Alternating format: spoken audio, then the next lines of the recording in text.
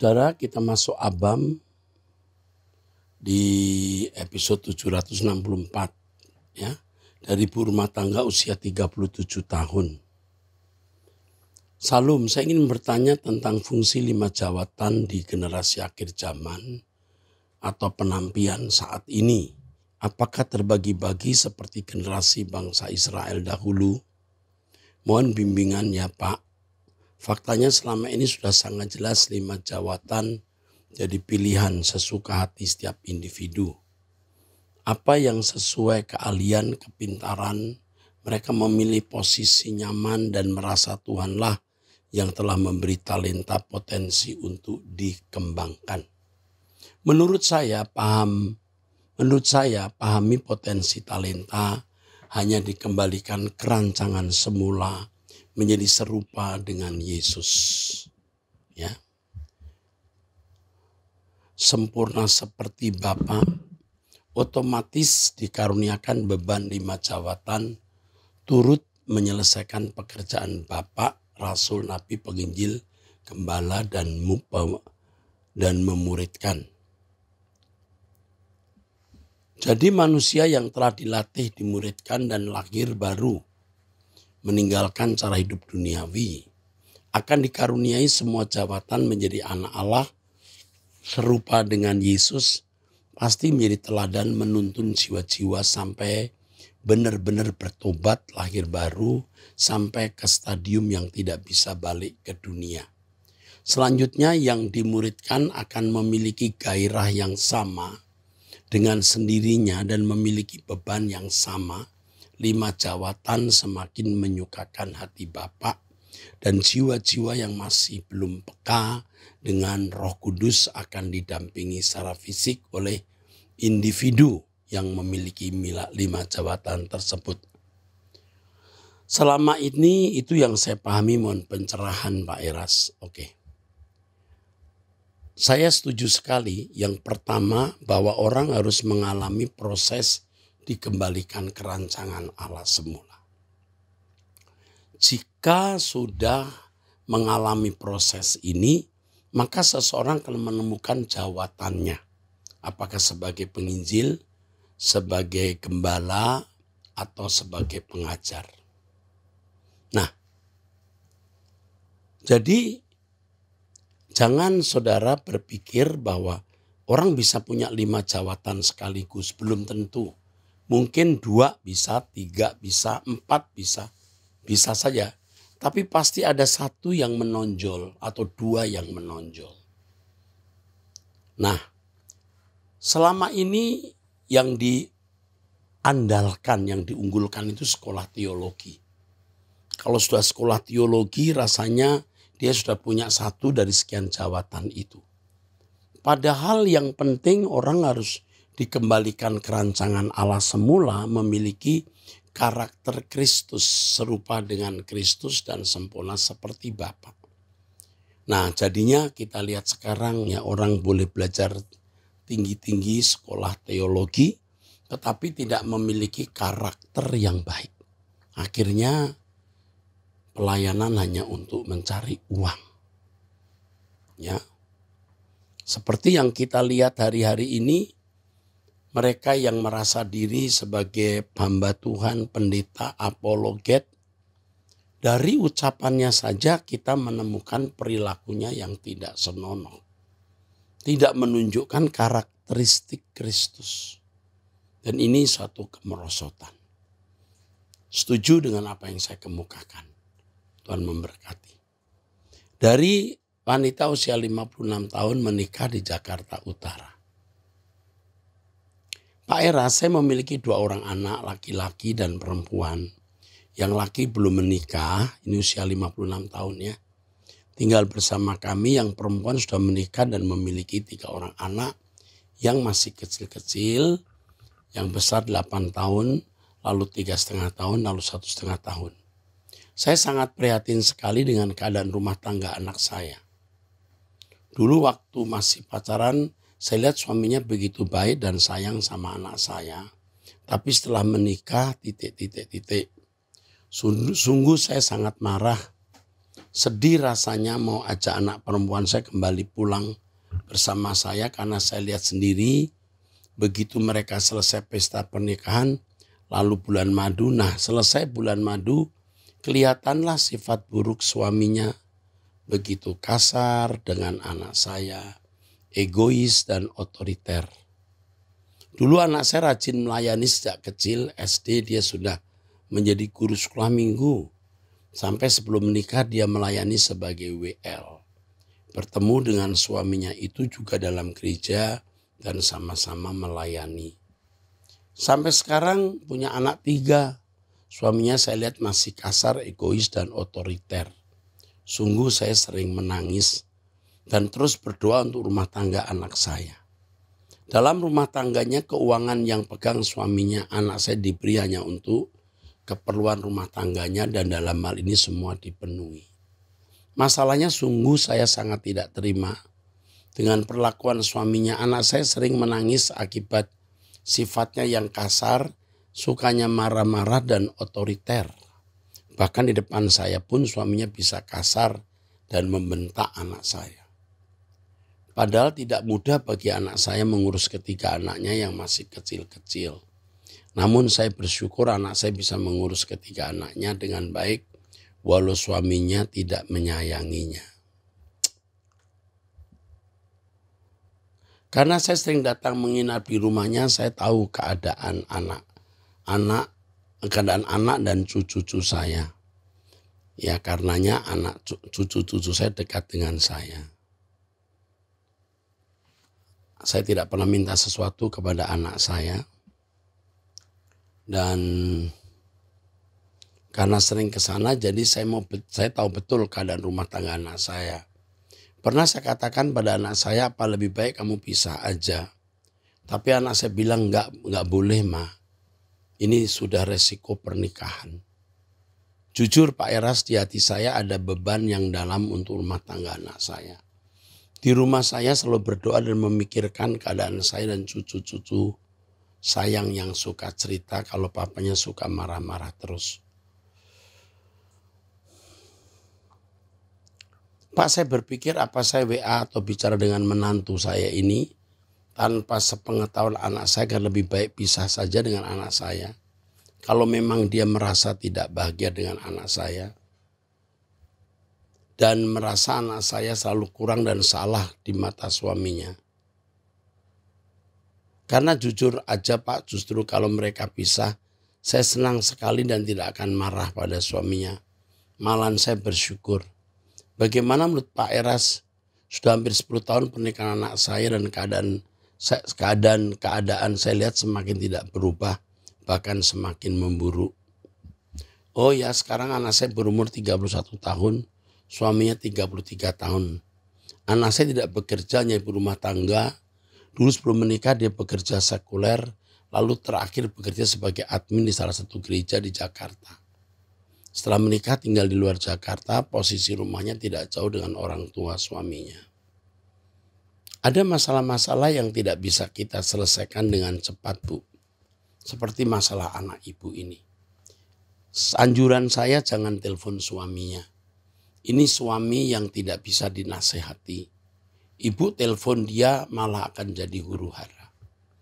Jadi yang ibu lakukan kalimat ini, menanti pertolongan Tuhan. Ini saja. Jadi ibu memberi kekuatan ke anak ibu lewat telepon, ibu kunjungi beberapa waktu, sampai menanti pertolongan Tuhan.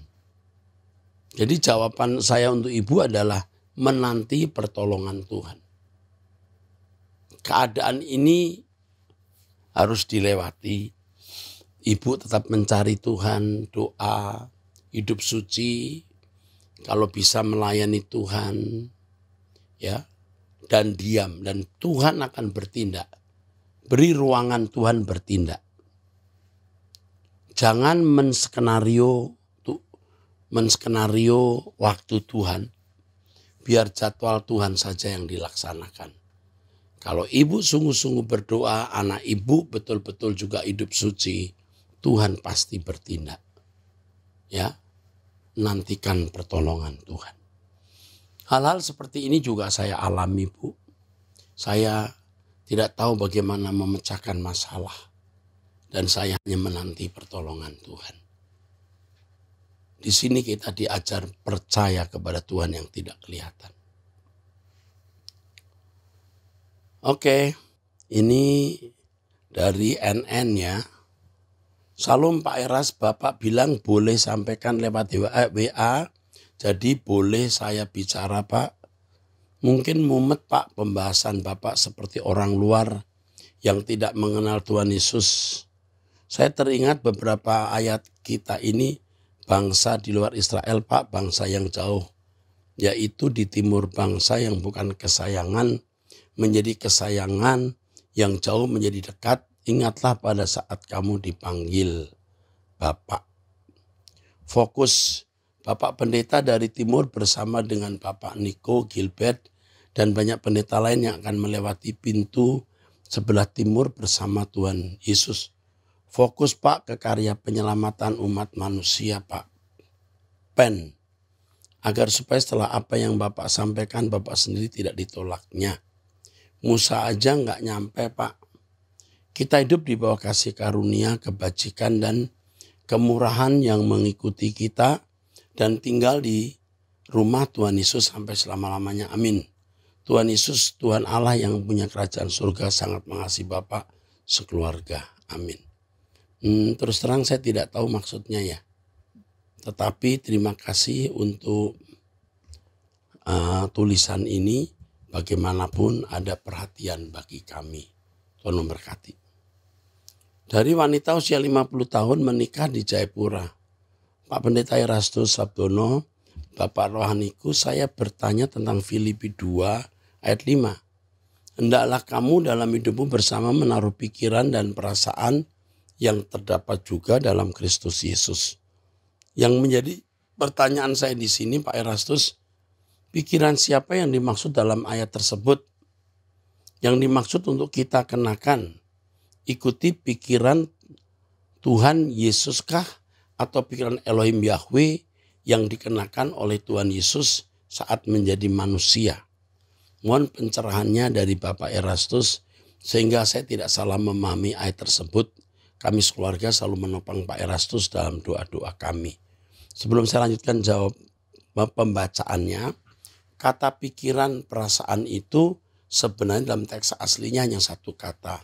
Phroneo, yang artinya berpikirlah atau bersikaplah seperti Kristus Yesus, seperti Tuhan Yesus. Jadi yang kita kenakan itu pikiran, perasaan seperti yang dikenakan Tuhan Yesus Kristus. Sedangkan Tuhan Yesus Kristus mengenakan pikiran Bapa. Tetapi tidak otomatis ya, Yesus sudah belajar taat ya, dan mengerti firman atau logos, memenuhi hidupnya. Sekarang kita juga harus meneladani itu. Roh Allah itu rohnya Bapa yang akan mendidik kita, mengajar kita, memiliki kebenaran Allah atau firman Allah atau logos Allah. Maka di situ sama dengan kita memiliki perasaan Kristus. Ya. Oke, menaruh pikiran dan perasaan yang terdapat juga dalam Kristus Yesus. Jadi apa yang ada dalam pikiran Kristus Yesus? Itu pikiran perasaan Elohim Yahweh Bapa di surga. Dan kita meneladani Yesus yang ternyata sukses bisa mengenakan pikiran perasaan Allah sehingga mengalami kepenuhan akan Allah. Dan kita juga melakukan hal yang sama. Ingat Yesus berkata, apa yang kukatakan semua bukan berasal dari diriku sendiri, tapi dari Bapa. Oke, Elohim Yahweh selalu menjaga, melindungi, memberkati, serta terus mengurapi Pak Erastus lebih luar biasa lagi untuk memberitakan kebenaran Elohim Yahweh. Sehingga banyak orang yang dicerahi dari cara berpikir dan pengertian mereka yang selama ini salah menjadi benar. supaya pengertian pegang salam menjadi benar-benar benar gitu ya. Sehingga bisa mencapai kesucian hidup sesuai dengan yang dikehendaki oleh Elohim Yahweh dalam hidup kita. Seperti hidupnya Tuhan Yesus saat menjadi manusia, tetap kuat dan semangat ya Pak Erastus, Bapak Rohaniku, we always support and love you. Oke. Terima kasih kepada Ibu di Jayapura, usia 50 tahun. Ya, Papua. Tuhan memberkati. Dari pria usia 47 tahun, Salam Om Eras yang terkasih, saya inisial F. Pria 47 tahun ingin bertanya beberapa hal terkait logos. Tapi sebelum itu saya mau dengan sungguh hati berterima kasih buat pengajaran-pengajaran Om selama ini. Saya mengikuti khotbah-khotbah Om dengan serius sejak tahun 2016. Sungguh pesan-pesan yang Om Eras sampaikan membuat saya tetap kuat walaupun pada saat itu didera masalah-masalah yang sangat rumit. Mungkin lain waktu bila diberi kesempatan baru ceritakan. Saya sebenarnya berasal dari sinode karismatik yang memiliki aras pengajaran yang sangat berbeda dengan GSKI.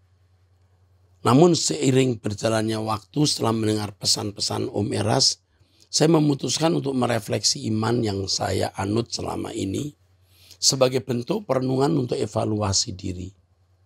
Saya menemukan ternyata benar ada hal-hal yang sangat keliru dalam memandang ajaran Alkitab. Sebagai contoh pengajaran tentang lahir baru.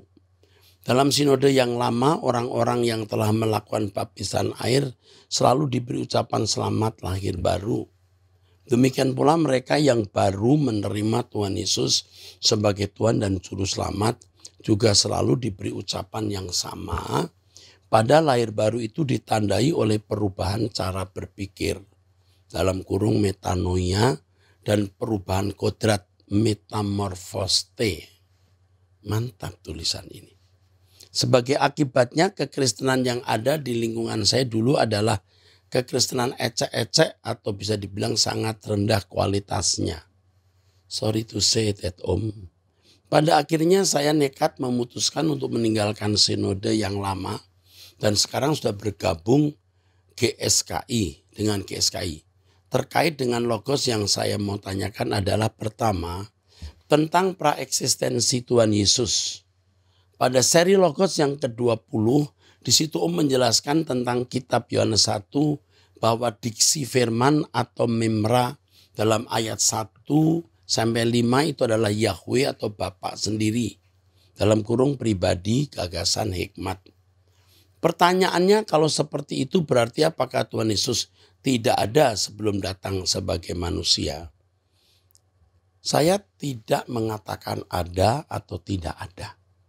Apakah dia dulu itu Melkisedek, apakah malah Yahweh. Tetapi ketika menjadi manusia benar-benar, Yesus mengenakan manusia seutuhnya.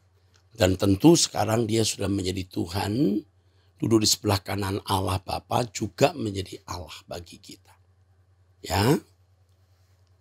Jadi praeksistensi Yesus tidak saya tekankan karena memang tidak jelas di Alkitab itu. Kalau Alkitab tidak jelas, jangan berasumsi. Itu maksud saya. Terima kasih. 2.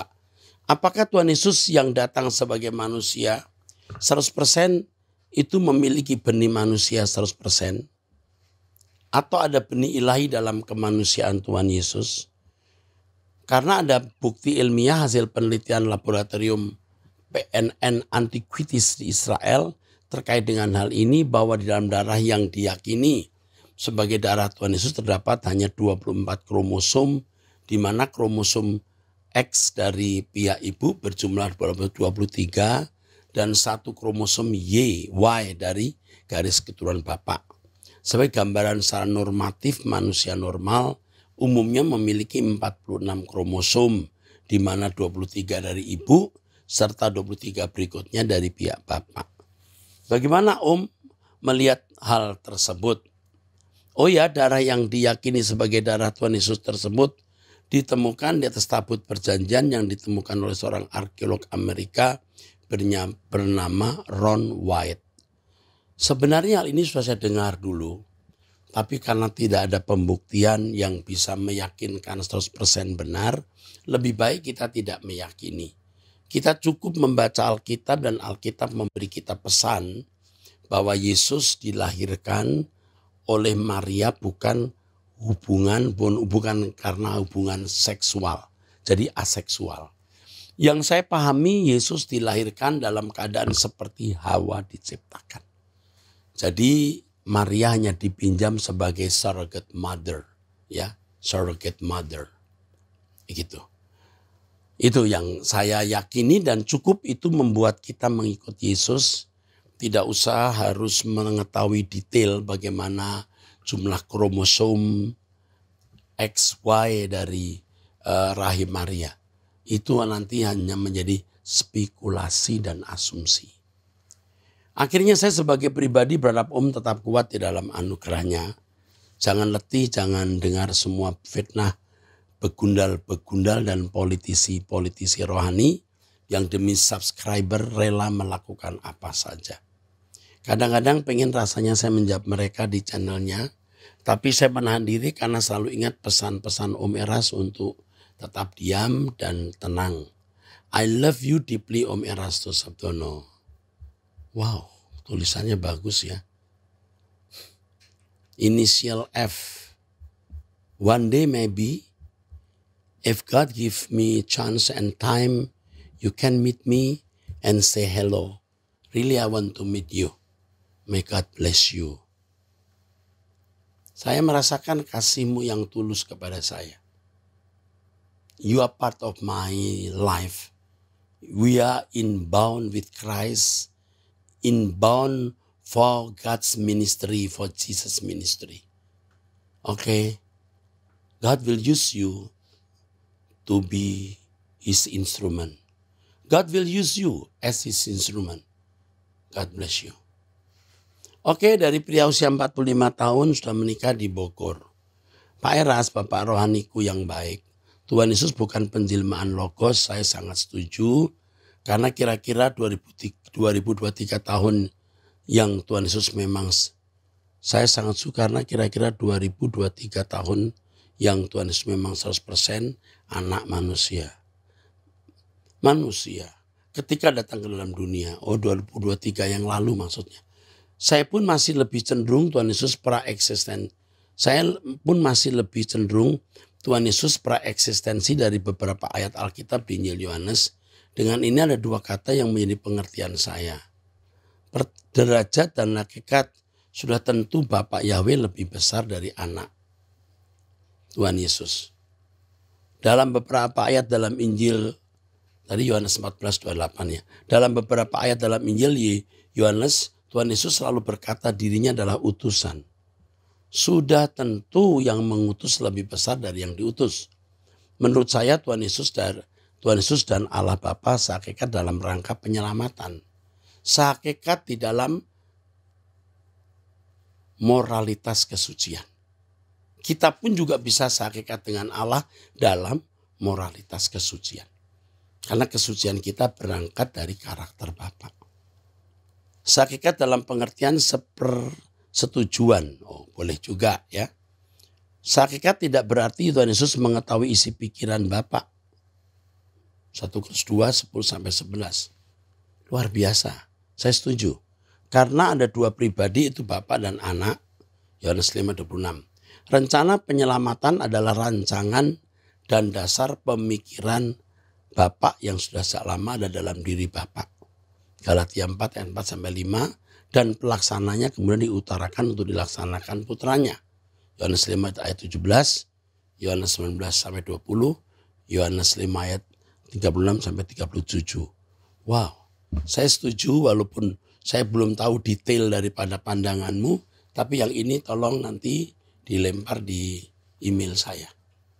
Ya, bisa menjadi pertimbangan saya nanti kalau saya menyampaikan seminar dan semua jawab pertanyaan di email dan WhatsApp mengenai Tritunggal akan saya jawab dalam seri khusus.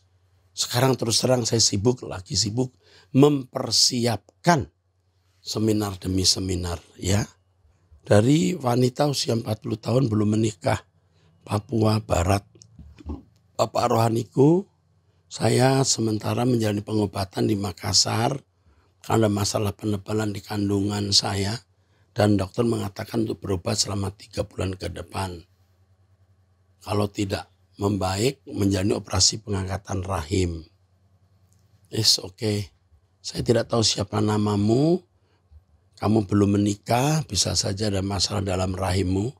Kalaupun rahim harus diangkat, juga jangan membuat ini menjadi masalah besar. Hidup ini singkat. Hidup ini juga tragis.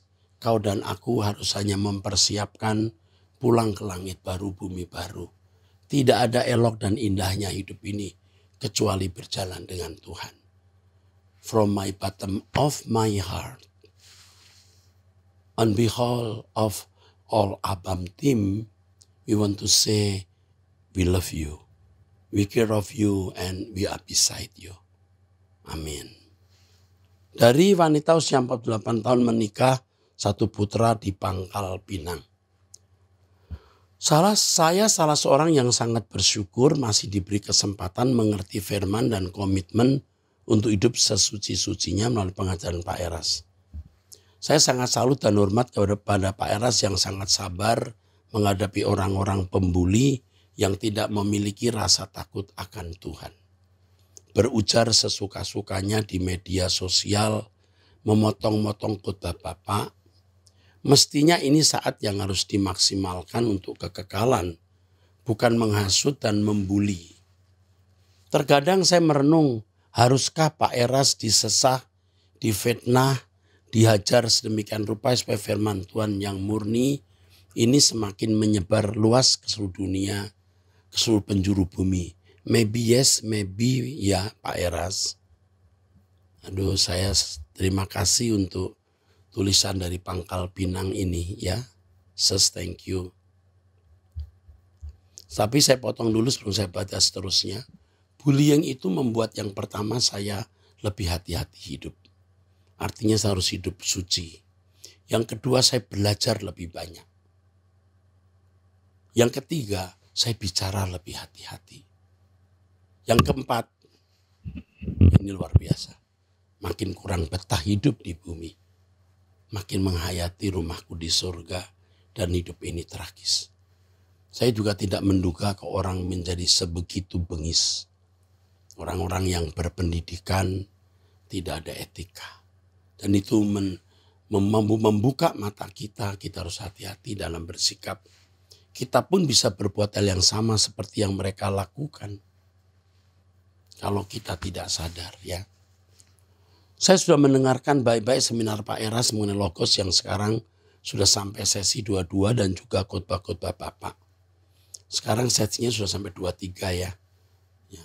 Nanti pada tanggal 2 September jam 10 pagi sampai jam 1 itu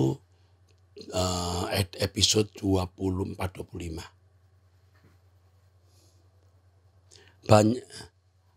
Banyak kebenaran semakin disingkapkan. Finally saya teramat yakin bahwa Bapak bisa melewati ini semua dengan pertolongan Elohim Yahweh. Bapak, saya mohon izin jika diperbolehkan menjadi anggota e-church. Karena nomor saya yang dulu saya pakai mendaftarkan diri sudah off. Oh ya, tolong nak, diperhatikan serius. Mohon ya Pak, terima kasih. Ketika saya dengar Bapak mau buka sekolah umum Ekumene Christian High School, saya sungguh-sungguh bersyukur kepada Tuhan. Selama ini saya bergumul apakah mungkin kira-kira Pak Eras terbuka hatinya membuka sekolah umum di Jakarta yang ada asramanya. Yang mana posisi kami di Pangkal Pinang tidak terlalu jauh keluar kota. Karena saya yakin jika Bapak buka SMA umum, pasti Bapak ada kurikulum karakter yang muatannya suara kebenaran.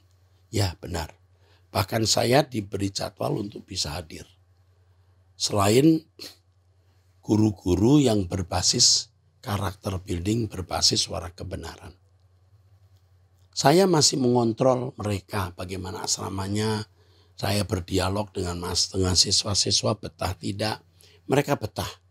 Mereka ikut kebaktian dan kegiatan kebaktian di Mall Arta Gading lantai 5. Mereka semangat sekali. Ya. Pasti Bapak ada kurikulum karakter yang muatannya suara kebenaran, benar. Terus terang Pak, saya sudah lama bergumul untuk itu. Dan setelah saya tahu, saya tersungkur berterima kasih kepada Tuhan. Dan kami akan sekolahkan anak kami di sana. Kami akan berjuang kerja keras untuk memenuhi kewajiban kami demi nasib anak. Demi nasib kekal anak kami. Ya, tapi saya ingatkan anak Anda harus mulai belajar bahasa Inggris, pengetahuan umum ya. Terutama bahasa Inggris karena sekolah kami ini benar-benar selektif. Jadi kami bersedia kok membantu bagi yang tidak mampu. Tetapi tidak bisa membantu kalau anak tidak mampu. Ya. Oke, saya berharap kamu dan suamimu dilindungi Tuhan dengan usaha apa adanya tapi tetap bisa dilewati. Dan saya mau mengatakan bahwa kamu menjadi anggota keluarga saya. Kalau sudah bersedia mau jadi anggota e-church dan percaya saya, anakmu akan dipercayakan, kamu menjadi anggota keluarga kami. Ya. Saya tidak tahu namamu di sini ya, karena memang tidak perlu tahu nama, tapi nanti saya akan perhatikan. Pak, maaf ya Pak, seandainya seiring dengan waktu anak kami terpanggil menjadi hamba Tuhan dan melanjutkan di STT Ekumene, biarlah dia diproses dengan Tuhan ya Pak. Yang penting tahap awal SMA ini sudah Tuhan buka jalan terlebih dulu. Oh ya, ada siswa-siswa yang cakep-cakep, ganteng, cantik, dan sudah menyatakan lulus SMA Ekumene ini mau jadi mahasiswa STT Ekumene. Saya akan bantu kamu nak. Tolong nomor teleponnya dikasih Bu Esther ya. Supaya dibantu. Pak Era sehat-sehat kiranya Bapak dalam membimbing kami menuju LP3 dan melanjutkan karya-karya Tuhan yang Tuhan taruh di hati Bapak. Selalu kagum dan hormat kepada Pak Eras. Pak Eras adalah anugerah Tuhan yang terbesar di bumi. Yang sudah rusak dan fana dengan krisis moral etika dan jahatnya dunia ini. Ini sanjungan terlalu berat buat saya. Pak Eras adalah anugerah Tuhan yang terbesar di bumi. Enggak ya, aku cuma salah satu hamba yang melayani ya. Maksudnya anugerah sehari ini ya, saat ini. Masih banyak hamba Tuhan juga yang pasti jadi anugerah bagi banyak jemaat. Jika Tuhan berkenan tahun depan putra saya bisa bersekolah dan akan saya daftarkan. Baik, dengan kamu menulis ini, saya sudah suruh staf saya mendaftarkan anakmu. Saya tidak mention anakmu, saya tidak mention nama anakmu, tetapi sejak saya membaca ini kamu dihubungi staf saya. Anakmu menjadi anak kami. Oke.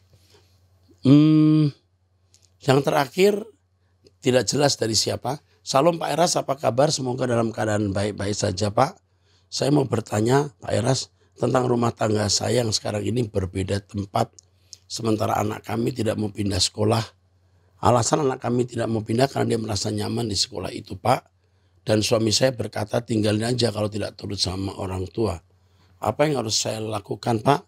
Mohon saran dari Bapak saya supaya sebagai istri tidak salah. Dan juga sebagai ibu buat anak saya tidak salah. Jangan tinggalkan anak. Ini suamimu ceroboh, gegabah. Tinggalkan saja anak kalau nggak menurut orang tua. Anakmu umur berapa? Saya nggak tahu. Kalau dia masih di bawah 15 tahun, apalagi masih di bawah 20 tahun, dia perlu pendampingan. Suamimu tidak tahu kalau anak itu rusak, dia meratap dengan air mata, darah, pun tidak bisa mengubah. Beritahu kepada suamimu, menurut nasihat Pak Eras, kita tidak bertinggalkan anak. Kita harus mendampingi anak. Buat pendekatan lagi supaya anak bisa diajak pergi. Kalau sampai kamu tinggalkan lalu anak merasa terabaikan, maka pemberontakan bisa dia lakukan atau dia menunjukkan pemberontakan dengan hidup sesuka-sukanya. Kamu akan sangat menyesal. Jangan tinggalkan anak-anak ya. Oke, sampai jumpa di episode yang akan datang. Tuhan berkati.